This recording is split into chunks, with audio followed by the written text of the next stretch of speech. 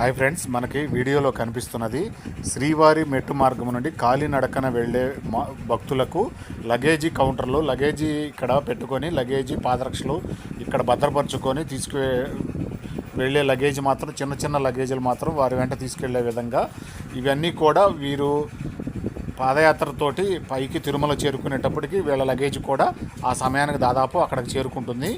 అక్కడ hand over చేసుకోవచ్చు. ఇలా లగేజీ ఎక్కువగా మోసే శ్రమ లేకుండా అయితే టీటీడీ వారు మంచి ఏర్పాట్లు అయితే చేశారు. ముఖ్యంగా ఇక్కడ టికెట్లకు సంబంధించి దర్శన టికెట్లకు సంబంధించి జూన్ 6వ తేదీ నుంచి కూడా అలిపిరి బస్టాండ్ భూదేవి కాంప్లెక్స్ వద్ద మాత్రమే టికెట్లు అయితే జారీ చేస్తున్నారు. అక్కడ టికెట్లు తీసుకొని ఈ శ్రీవారి మెట్టు మార్గంలో 1200 మెట్టు వద్ద యథావిధిగా అంతకుముందు ఎలా అయితే చెకింగ్ జరుగుతుందో అక్కడ టికెట్ స్కానింగ్ చేయించుకొని మెట్లు మార్గం పూర్తి చేసుకొని తిరుమలకు చేరుకొని అక్కడ స్వామివారి దర్శనం అయితే చేసుకోవచ్చు.